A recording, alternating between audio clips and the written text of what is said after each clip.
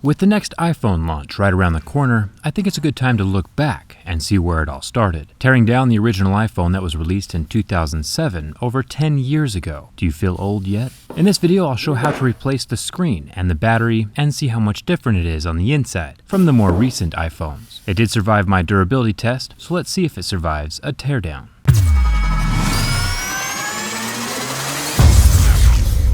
There are no visible screws on the exterior of the original iPhone, but there is a black plastic segment that, with some persuasion, can be removed, exposing 3 Phillips head screws holding the back metal panel in place. And then, the SIM card gets removed as well at some point during this process, preferably before the teardown starts, but better late than never. Taking apart your phone does void the warranty, but as we know, warranties don't last forever, and sometimes you just gotta fix your own stuff. And that's what I'm here for. The back metal panel is actually really difficult to remove. There's no adhesive, it's just very firmly held in place. My plastic tool did some initial separating from the metal frame of the screen, but my metal tool had to make an appearance and do the actual heavy lifting, successfully unclasping the back metal panel and exposing the high-tech insides of the iPhone 2G. There is one ribbon holding the back panel to the phone. This controls the vibrator, headphone jack, and side buttons. It unsnaps just like a little Lego from the motherboard. One super interesting thing is at the bottom of the headphone jack is a water damage indicator. Smart of Apple to stick it next to one of the largest holes in the phone. If you peer into the headphone jack, you can see that it's still white on the inside. This means that my phone has never been wet. If it had gotten wet, the red coloring would bleed through the sticker, making the headphone jack pink inside. Kinda tricky. There are 3 white signal wires with their circular round head connectors, just like what we see in all modern phones. I'll unsnap each of these with my tweezers and then pull them off to the side. 3 Phillips head screws hold the motherboard in place.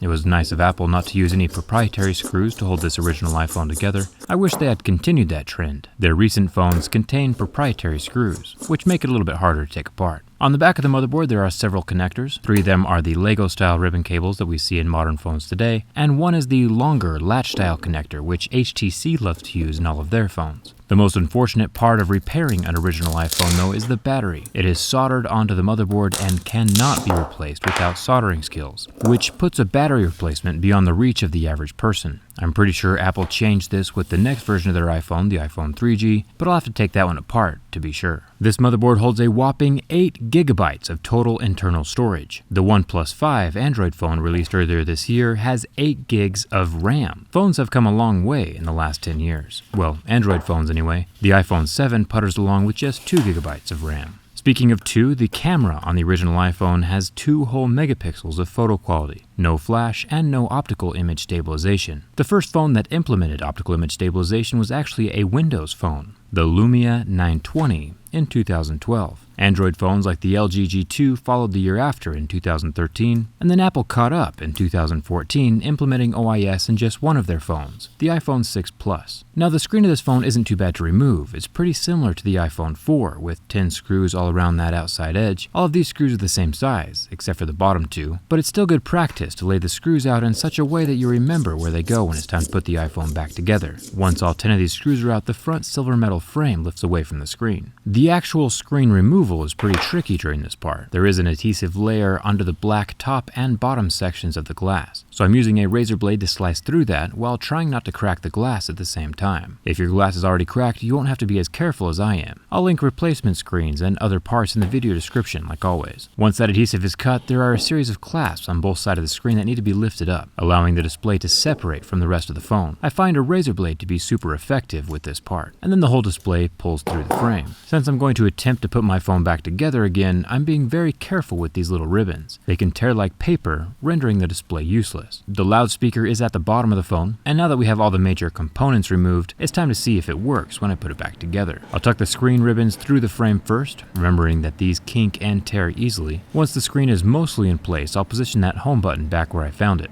A razor blade is not cosmetically the best choice for this procedure. The metal frame then sits in place, held together by the 10 screws that were laid out in an organized fashion earlier. And now the origami nightmare that is the ribbon cables plugging into the backside of the motherboard. I found it easiest to fold the battery over the top of the motherboard, since it's permanently connected, and then plug the 3 Lego-style ribbons in first. And then untaping the large charging port ribbon from the back of the phone allows it to extend up enough that I can plug it into the latch connector. First lifting up the latch, plugging in the ribbon, and then locking the latch in place after it's in. It's actually not too bad. The 3 screws for the motherboard get screwed in, these are different sizes, and then the 3 white signal ribbons all get connected to their circular slots. The side buttons, vibrator, and always convenient headphone jack get plugged into the motherboard with this Lego style connector, and then the back metal plate clamps securely onto the body, with the 3 screws holding it down along that bottom edge. And finally, the last bit of black plastic slides up and into place, hiding the screws and the rest of the internal components. Surprisingly enough, the phone actually turns on.